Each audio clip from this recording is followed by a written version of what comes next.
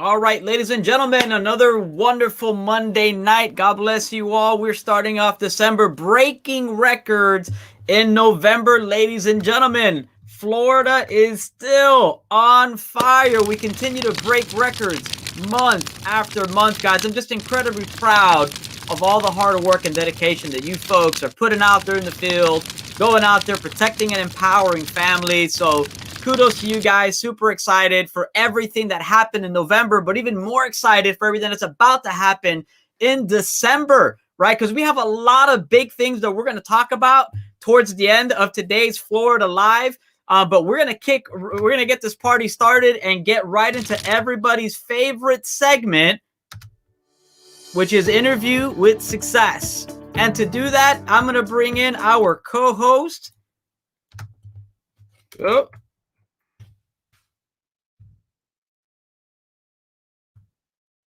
Our co-host, Mr. Jeffrey Lewis, to introduce our guest speaker today. Mr. Lewis, are you there, sir?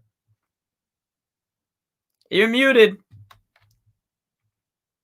I am. How's it going, Mr. Gonzalez? Fantastic. For whatever reason, it quit playing the music there. I like having my nice music when I introduce you, but you don't need any music. You have the best music in Legal Shield. So with that, my friend, I give it to you, sir. I appreciate you. So look, I have the pleasure of introducing to you an individual that hails actually from the great state of Florida. Not anymore. Mr. Scott Scantlin, Millionaire Club Member, Network Vice President, six-figure ring earner, and author. Oh, great husband, a family man. Mr. Scantlin, are you there, sir? Yes, sir. Can you hear me? I can hear you just fine. Oh, thank you for joining us today on Interview with Success, sir. How's everything going over for you there in the area that's not as warm as Florida? Well, I tell you, man, I mean, the one thing we got going for us up here in Kansas City is the Chiefs just keep winning football games. So. No, he did. That was a little burn. That's okay. It's a little burn. I got nothing. Jumping right into this. Well, let's just jump in right into the interview there without further ado. Mr. Scantlin, can you give us a little bit of your background and how you got started with our great company, Legal Shield, sir? Yeah, so like a lot of people, prior to Legal Shield, I had a business, which really just meant I was self-employed. I had two business partners, working 50, 60 hours a week, maxed out. They're earning 2/3 of every dollar I made. Matter of fact, it didn't matter how hard I worked, I couldn't make any more money. That's wow. where I was at. And there was a recession going on at the time. My mom had gotten involved in Legal Shield. She shared it with me. She's trying to make ends meet. And that's how I got started. I literally bought the plan. They fixed the speeding ticket for me. I didn't have to go to court, didn't have to pay attorney fees. I was blown away, just told my buds about it. And I didn't know anything about it. So I just referred them over to my mom. And a week later, I got a check in the mail for $197. And 2 days later, I got another check for $93 because they used to pay it twice a week on paper checks. They'd mail them to you. And I thought, man, if I could make $300 just referring and just from using the service and telling stories, what could I do with some training? And so that's how I got started in Legal Shield. So I think you jumped right into it a little bit. And I mean, that leads right into my next question. Scott, is that why you were, looking? Because when we hear your story, you always say, I was looking for a side hustle, right? So is that really why you were looking for a side hustle? Because you weren't making enough money? Or, I mean, tell us the truth about that, right? Because, I mean, you sound pretty accomplished. You had your own business, right? Employees and everything. So what's the truth there? Like, why were you looking for it? Yeah, I mean, just like a lot of people, that are running a business, sometimes, you get kind of a vision on things you want to do, but, the partnerships that you end up in and stuff like that just weren't working. I could see that there was going to be limitations there. My finances weren't working out. I was a workhorse. I mean, I go out and I'm a, high achiever. I work, man. If I'm going to do something, I'm going to do it. I'm going to do it with excellence, right? I pride myself on stuff like that, being efficient and being thorough. They weren't, and they were holding me back, and I couldn't break free of them. And so my finances were basically being suffocated because somebody else was marginalizing me. I mean, I don't know if anybody's ever been in that room before. Like you get a job and then like 6 months later you've been marginalized and you're no longer motivated. That's what was going on. But it was twofold. It wasn't just financial. It was, I mean, I was going to be limited on my ability to excel. And, Okay. so again, I was looking for a way. And initially a side hustle was just, hey, can I get some extra income coming in here? But it just turned out to be a great financial opportunity with Legal Shield. So So, okay, okay, you're good at this because you lead right into my next questions. I like this, right? So my next question then is, all right, so there, people are holding you back. You got all this potential. You're obviously a leader, right? You've always been a leader, obviously, right? And to be able to do that, you couldn't grow the way you wanted to, right? And so you say, okay, I'm looking for a side hustle, make some extra cash. And then how do you really make that transition, from what you were doing, brick and mortar, right? Where you're running this thing into a Legal Shield business successfully? I mean, was it and was it difficult, to do that? yeah, I mean, look, I just got focused. I went to the trainings, I got that, and that was number one, right? Like I made a commitment to the process. I mean, I guess that's like the first step. Like I thought, because here's what happened.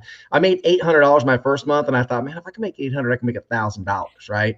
And so I made over 1,000 my second month, and that's when I kind of thought, okay, I'm going to plug into, just the step by step that they're putting in front of me. Now, here's the deal: I still had to run, my 9 to 5. I still had to keep running my business. So that first year, kind of doing it like, touch and go, right? Really, but being committed to the process at the same time. I was in the process. Okay. I made $18,000. Now, I think of it is I couldn't quit my job over 18,000, but I did have an idea. And the idea was, if I could double that, then I could walk away from my two business partners and maybe do this full time. And that's when the light bulb really went off for me, because I was beginning to understand. See, the more I plugged in, the more I was on conference calls, the more I was at meetings, trainings, events, and conventions and stuff like that, I began to realize the big picture on the residual income factor. And I'm all about working for assets. Okay. It's like, that's my lifestyle. I was in the cellular phone business because I wanted a percentage of the bill. Okay. Right. I wanted to bring a product or service to the market. Nobody owns, everyone needs, everyone's going to buy. And that had a billing attached to it, so I could, had subscribers like we have in Legal Shield, because I want to make sure that I don't want to work for something one time. I want to do it one time and get paid forever. And that's so Legal Shield just really fit all these categories, sort of unconsciously. I didn't know it was going to work out that way, but man, once I got further along, man, it just took off. So that's really cool. So the successes, you had these compound successes, and the system was already in place, and you were just disciplined, right? And it just took. Okay, so let me ask this. So while we're on those successes, right, what would you say was your biggest success so far in Legal Shield? Right, you still got plenty of time to go, but what's been your biggest success in Legal Shield? Wow, that's a good question. I mean, I can tell you my greatest, financial month. I'll tell you what it is. Okay. I say this a lot, a lot of times I will be presenting and you introduce yourself, and, and we have to say, maybe in our presentation that, today I've been with Legal Shield over 21 years. I've earned over $1 million. Okay. Now that sounds impressive, but it's typical. And it's typical in Legal Shield. There's over 250 people that have earned over $1 million in Legal Shield, right? What's impressive is the 6-figure residual income that I enjoy today. That is, whether I work or not, I'm gonna make between 100 and 150,000. I won't tell you where it's at, but let's say it's closer to the 150,000 range. Okay, this year, whether I buy airplane tickets and fly off to the Cayman Islands, or I stay in Kansas City and enjoy the Chiefs winning football games and build my Legal Shield business. Right. Here's why that's impressive to me, because I was always working for that. Even when I was struggling, even when the chips were down, even when things were upside down. I mean, I had to there was a point in time in Florida when the recession hit and it was so bad.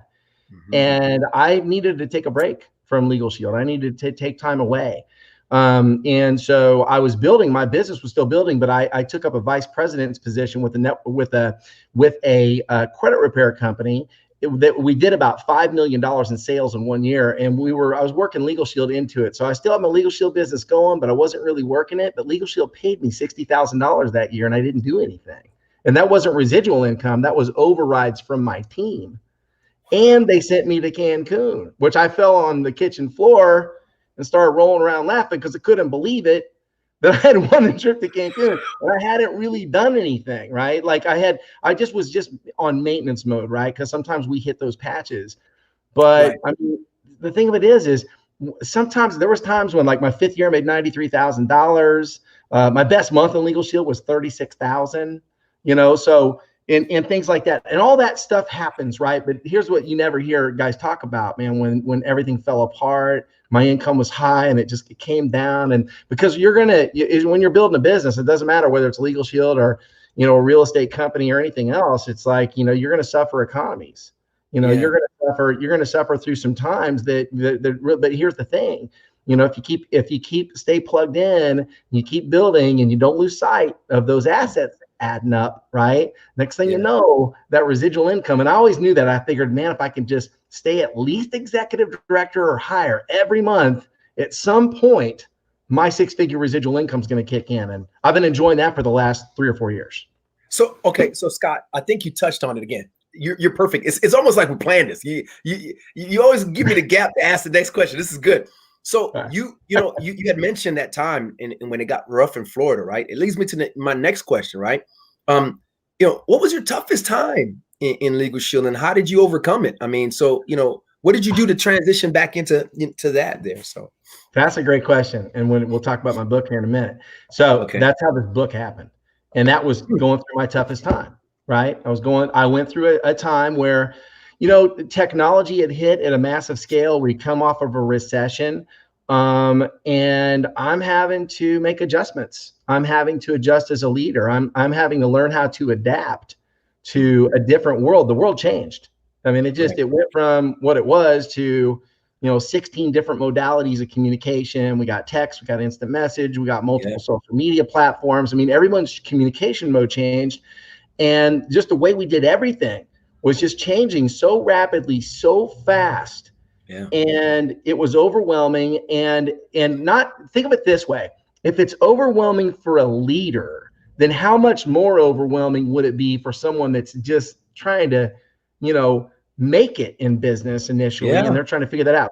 So a lot of people kind of fall away in situations like that. And so you have to go back and you have to reinvent and you have to rebuild. You have to adapt and you have to adjust. And that's what my book's all about, adaptation, right? And staying relevant and making those adaptations. That's what it's all about, right? But I never lost sight of it. And I thought but here's the deal.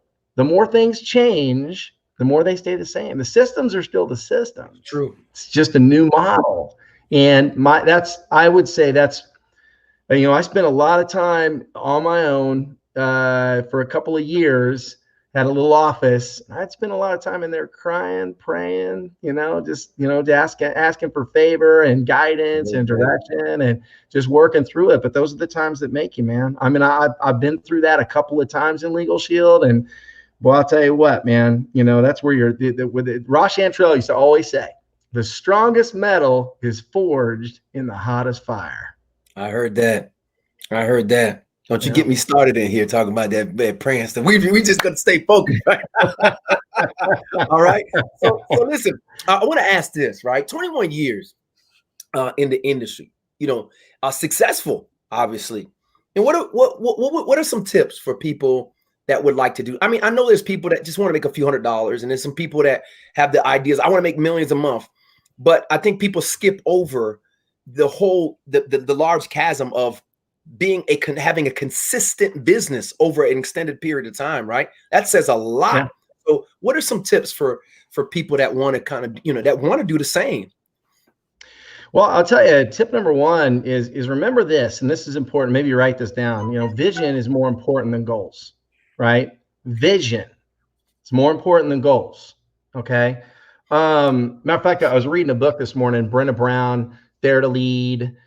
She's talking about the book From Good to Great, and the author talking about this guy that was in a concentration in the torture camps in Vietnam during the Vietnamese War, and he's being tortured from 1963 to 1975, a really prolonged period of time.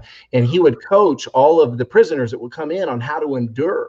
And they asked him, they said, "Hey, who didn't make it back?" He goes, "Oh, that's easy. The optimistic ones."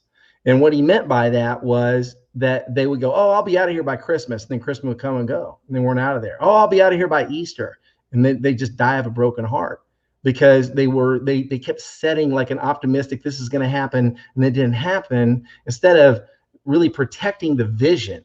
And the vision was, I'm going to survive this and I'm going to be out of here one day, right? That's going to happen. I'm going to get through this, where you're able to keep moving the goalpost, right? So you got to have vision first, right? And I think in Legal Shield, that's, again, what you got to really begin to do in the direct sales and the network marketing industry, or entrepreneurship, is you have to understand that vision is more important than the goals. The goals are benchmarks. You'll hit them. Okay. Matter of fact, the higher I climb, the longer it takes for me to get to the next goal. So I set them and I drive for them with intense purpose. But when I don't get them, I don't get beat up by disappointment. I'm not going to lose because of a broken heart. And so that's a mindset that you have to adopt if you're going to be successful in anything that you choose to do. I don't care if you're trying to become an Olympic champion, whatever it might be. Right. So that's number one. Number two, you need to be system oriented.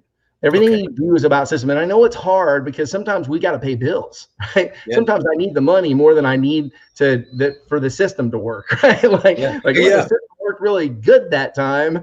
And then, but I can't pay my bills, right? So there's a balancing act that kind of goes on there. But at some point in time, you got to become so system oriented and system dependent. And that's what's really going to really bust your business out of the box over a long period of time. That's why I was able to walk away and still earn $60,000 in a year, because I had built an organization that was system dependent, if that makes sense to you, right? That's so critical. So those are the two things I think that are absolutely critical to your business. And then the third thing and last thing I'll say is this, is you got to know what the outcome is long-term, right? Like I always knew why I was in it. See, I studied Robert Kiyosaki, and there's really three different types of assets. There's business assets, there's real estate assets, and there's paper assets. And those are things that pay dividends, rents, or income and cash flow, right? And so I knew every time I sold one of these memberships or recruited somebody, I was adding to my asset column, and I just stayed glued into that. Plus the last thing too, and I'll give it one fourth thing, your associations. I used to always say the opportunity within the opportunity. When I got into Legal Shield, TPN had just been acquired by Legal Shield, which was full of 24/7, 365, motivational speakers. I thought, well, gosh, the people in that company must be unbelievable. Let me name them off for you. Brian Carruthers, Darnell Self, Amelia's. I could go on for hours. The opportunity within the opportunity is that we are surrounded by unbelievable, incredible individuals that work with people just like me and you to help you become that yourself and bring out the best in you. And so you're in the right spot, man. Just follow those 4 little steps right there, and that'll get you along the way. If you're taking notes, man, come up and introduce yourself to me. If you see me at a convention, I'd love to hear your story. Scott, that was a mini power training. Like, we need to get that snippet and just give that out. Vision over goals. That's like dynamite. I'm keeping that. That's mine. I'm going to make a shirt with vision and a bar over goals. I'm going to say, by Scott Scantlin, made by Jeff. No. So, listen, I got one more, one more beefed up question before I ask you, some of our closing ones today. You built large teams, right? I mean, you know how this works. You've done it. How did you fan that momentum to keep it providing for you and your family for so long that you could go through a recession and sit down and make 60 and a trip when you're on cruise? What are the tips to that? How do you do that, right? That's great. So look, momentum, right? Hard to get, easy to lose. That's, we live by that philosophy and we understand the value in it. Here's how I learned how to create momentum. One time Michael Dorsey came to Kansas City and I walked up to him. He was very young at the time. I think I was probably 29 years old, maybe 30. And he came to town. It's the first young person I'd seen in legal, because I was younger then, right? So I was the young guy. And I was like, wow, this guy's like my age and he's making 200, right? I'm like, I got to find out what he's got going on. So I walked up to him. I said, man, what's your secret? He said, well, we've been in the business for about 8 years. And over the 8 years, we did an average and we figured out we recruited 1.9 a month for the last 8 years consecutively. And then we taught our team. Now he says, I don't know what a 0.9 person looks like, but we figured if we can just focus on 2 or 3 fresh recruits a month and then train the duplication for 2 or 3 fresh recruits a month in the organization. And that was what I focused on.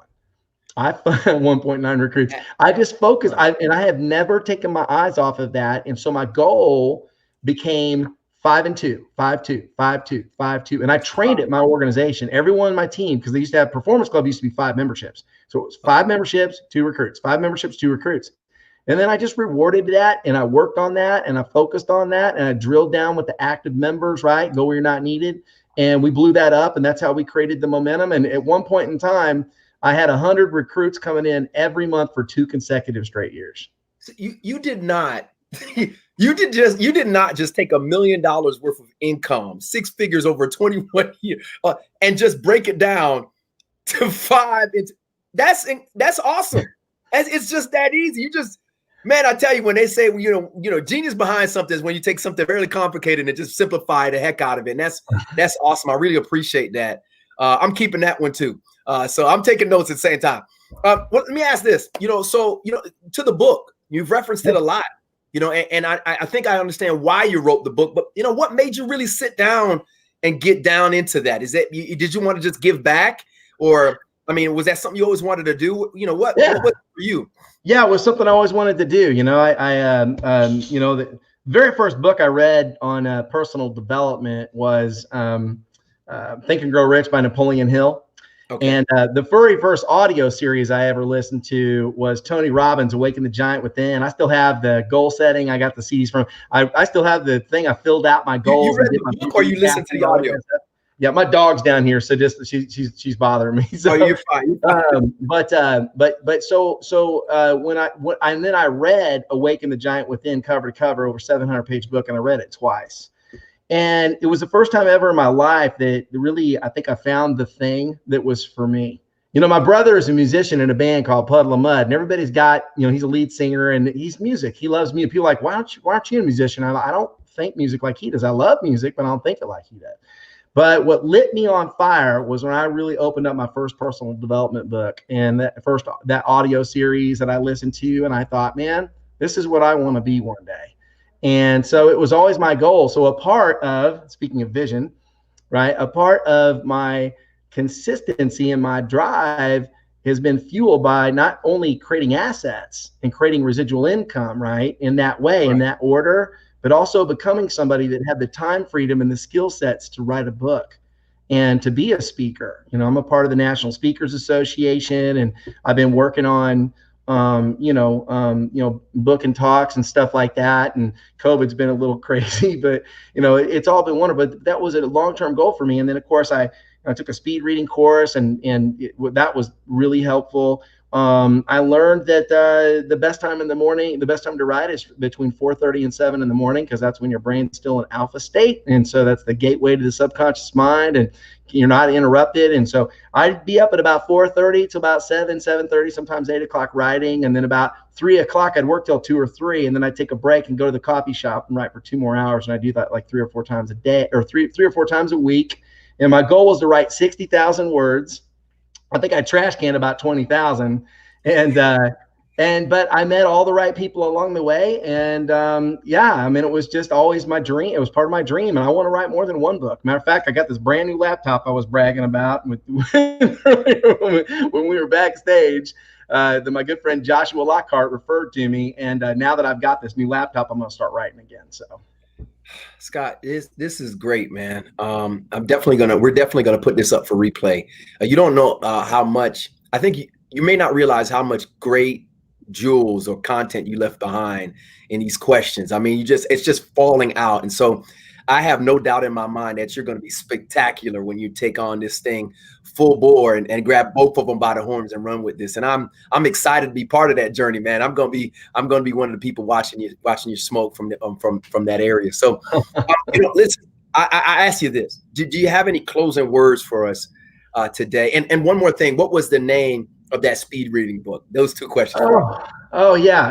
Golly. His name is something quick. I don't know if I'm getting his name right off the top of my head right now, so I don't have it right in front of me. I'll have to get that to you. All right. We'll send it out.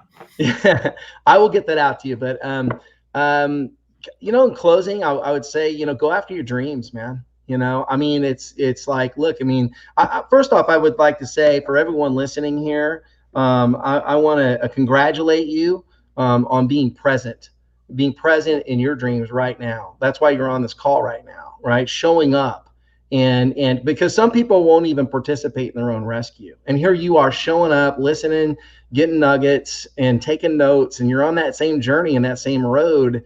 And, look, I mean, you just got to just believe and stick to the system and be a part of the process and don't stop believing. I know it's going to get hard sometimes, but just don't stop believing, because it's real. Residual income is very, very, very, very real. There's nothing else, like the eighth wonder of the world, right? So stick with it. Don't slow down. And I think Daniel's going to say a few things about my book, but I did just throw this up on promotion, right? So yeah, so it's, if you want a copy of The Relevance Gap, it's $12.95. It's on Amazon. It was $17.95. I just dropped the price today for Christmas.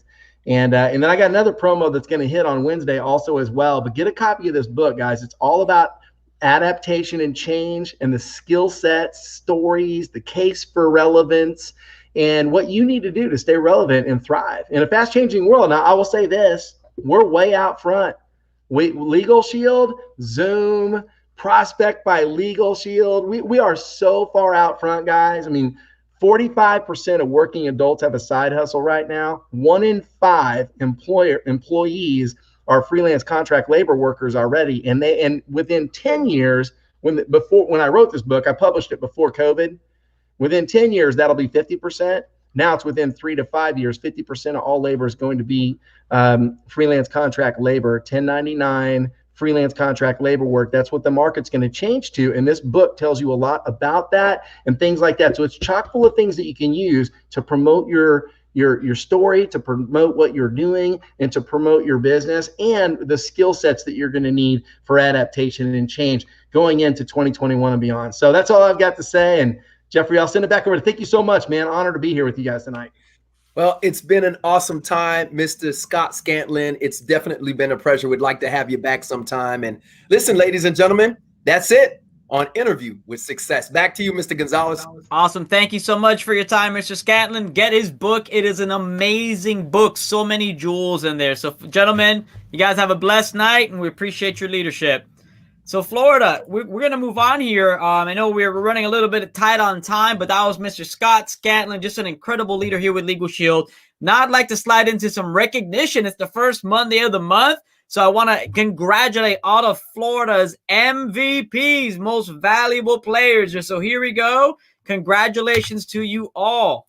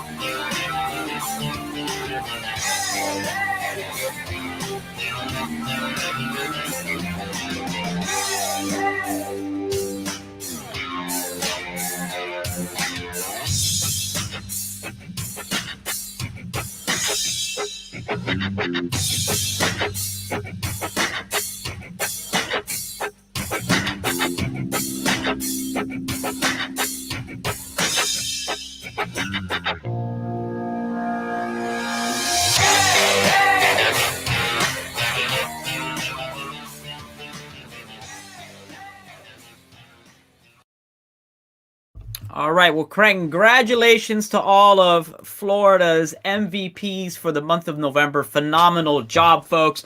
Keep in mind, we still have some amazing promotions up for grabs here. We got the Reach for the Beach. You can qualify to get your name in the hat for a drawing to win a free trip to the summer vacation getaway, ladies and gentlemen. So not only can you bypass the qualification, you can win that free trip and know that you're going by the end of December here to Los Cabos. So the way you do that is recruit 4, you help 2 become fast start qualified and help one of those become a manager. That'll put your name in the hat, and they're actually going to draw 25 tickets. So it's a real good chance that if you get your name in the hat, you're going to get pulled. So again, we got another amazing incentive here. The Earn Holiday Cash PC push, guys. We still got 3 days to earn some extra cash. Why not? If Legal Shield's willing to help you pay for more Christmas gifts, take advantage of this. So if you get $60 in premium with one associate before the 10th of the month, that's a $100 bonus that you're going to get. If you have $120 in new premium with one brand new associate, that's a $200 bonus. Boy, how many gifts can you buy with that bonus? And then if you double that and get $240 in premium with 2 brand new recruits, that is a $400 bonus that you could earn. And they're going to have those paid out before December 20th. So you could take it to the bank that they'll have it in your bank at that time. Also, mark the date, guys. Save the date in your calendars. Corporate, we're doing a January 2nd, 2021 kickoff. You don't want to miss this event. Keep an eye out for an email from corporate on more details about the 2021 kickoff on January 2nd, folks. Make sure you're tapping into your weekly trainings in each one of your regions. Check the calendar for those. And we'll be back every single Monday here, Florida Live, with our interviews with national leaders, incentive breakdowns, and trainings. And again, if you haven't yet, make sure you subscribe to the channel so you could stay close to the fire here in Florida. God bless you all, guys. We'll see you next week here on Florida Live.